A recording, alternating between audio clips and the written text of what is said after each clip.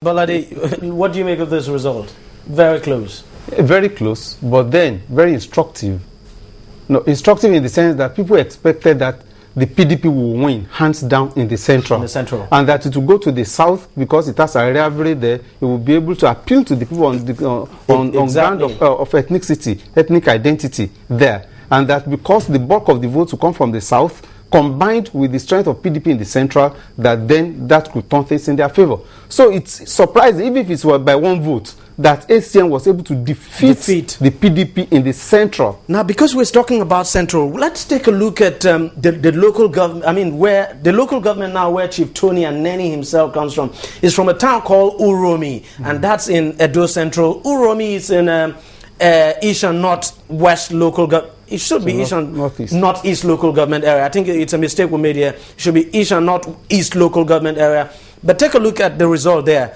Chief Aneni still lost that local government area. Not East and Northwest, by the way. It's supposed to be East and Northeast. ACN getting 13,086 votes. The PDP 12,487. Balade. Exactly. It's the same thing I've just said.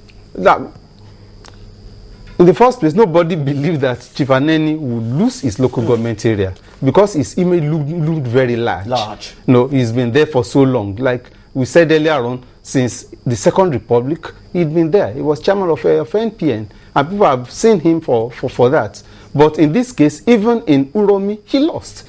Even in his local government, he lost. I mean, it's instructive. It shows that this is a calamitous fall, and to get up will be difficult. Chief Godu Azuke, some people would say if you are looking for the proper demystification of, or decimation, if you like, politically, of Chief Tony Aneni, here you have the result. This is just it.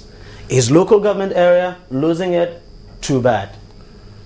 I think more like a heavyweight champion who has stayed too long in the ring, and then you have a young boy coming to show that this man actually is also mortal, can be beaten. That's what just happened. Chief Tony Aneni, at 76 or more, is past his prime. The only question is this: did he produce enough followers to maintain the image for him? I think the answer speaks for itself.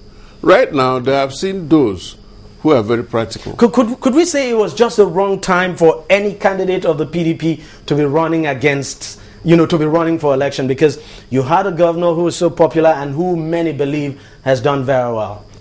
Let me make this point. I think the most important factor in that election is what I call the critical mass. I mean, people looked at PDP and ACN, fine, but there are quite a number of people who were neither PDP nor ACN. They were right at the middle. They looked at them, they looked at the scorecard, they looked at what they stood for, and they saw the man Adams Oshiomhole as somebody they knew as a labor leader and who has been in office and has continued with his track record right there. And so they felt, well, I mean, so they tilted it. It's not just how many people are members of parties, really. How many people are identified with the parties? Anyway, I'll just pause you there because I want us to take a look at Edo South. Edo South, by the way, is where the governorship candidate of the PDP comes from, and the expectation was that he was going to do well in Edo South Edo South Senatorial District, where you have 7 local government areas. Do not also forget that this is a senatorial district with the highest population in the state. It's supposed to be the catchment area for the votes. The bulk of the vote was supposed to be coming. Let's take a look at the total number of votes up for grab there: 311,126. I think it should be more than that. Okay, yeah, that's it. And the ACN polling 262,060 votes, and the PDP getting just 44,000. This is quite surprising because, first of all, Charles Ariabe there, who is from Oredo, he's from Oredo to be precise, he's a Bini man, and even in the build-up to that election, few days before the election, we saw the PDP whipping up ethnic sentiments, asking the people of this area now to come vote for their son. But eventually the people, of course, came out, but the results didn't speak in favor of the PDP. I think that man, Adams Oshiomhole, remains a tactician and a grassroots man. Remember, 1, he hit the ground running. 2, he made the people believe that he's the adopted son of Doba Obidin. And as far as I'm concerned, you cannot go against Doba Obidin and still have a sweet victory in Edo State. So he came from the north. He knew he came from an area not so large, but he did something no other person has done. Concentrate on Edo South. In other words, concentrate on Benin. And when he did that, it was more like, this is our son. He's doing what we want. So who is this other man who comes to tell us that he's also a son? Even the Oba's people. Remember, all the visits to the palace, they gave them that polite reception.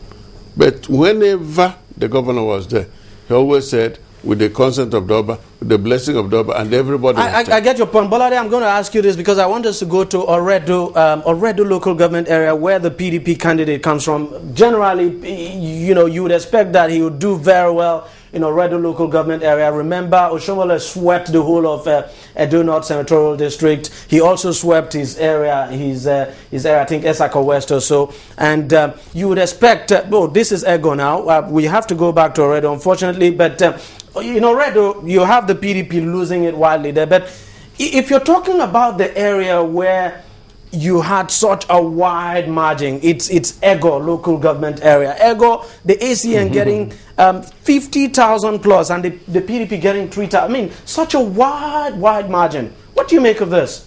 It's unbelievable, but it's positive. Because before now, like you said, everybody will expect that because the PDP candidate is from Edo South, that the PDP was going to do very well in that zone. But in this case, it was a theory that went too wide off the margin. And the man losing it completely in Oredo local government area where he comes from. I mean, getting just 9,000, just slightly over 9,000 votes.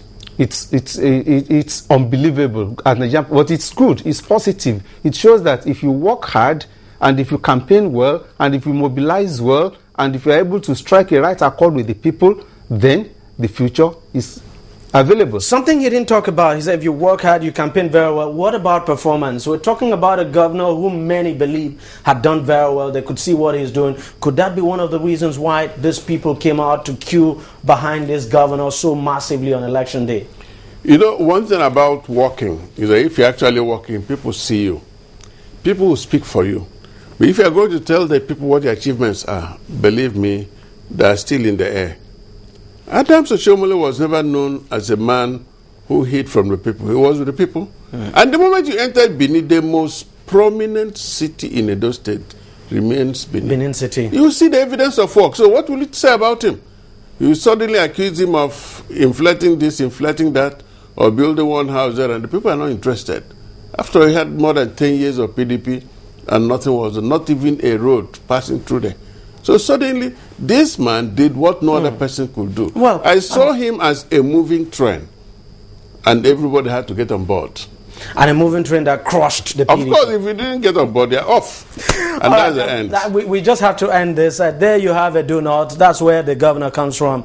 And of course, he swept all the local government areas there, winning massively. He's from Esako West local government area, to be precise, a town called Iyamo. That's where he comes from.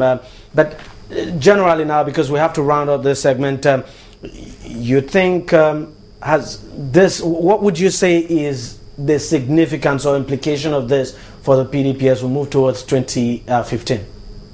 Very quickly now, let me start with you, Bolade. Well, it tells me that PDP has to work very hard, has to work with the people, can no longer afford this politics of impunity with which it's been identified since 1999, and no longer has a president who will say at all costs, whatever the situation, I want a result. So they must realize this. They must borrow from what Adams Oshiomhole has done if they want to remain relevant. And they should realize that the Nigerian people are also maturing. Our politics is maturing. We are beginning to have a political culture. We are beginning to have conventions. We are beginning to have tradition. And Nigerian people will begin to realize that they are the kings, they are the sovereign, and that anybody who is given mandate must perform to specification. Okay, I have to ask you, Chief Godwin Wazirike, do you think it's the end of the PDP in Edo State as some people have been predicting? No, it's not. I think what I saw at play is the personality of the man, Adams Oshiomhole. It is also his job to cement his party SCN at all levels. Shouldn't make the mistake of some people who go ahead and govern without councils. But then let me just add a little to what very quickly said, because we're out of time. Because yes, Edo State has come and gone. We have the rest of the nation in 2015. We still have only one national party. That's PDP.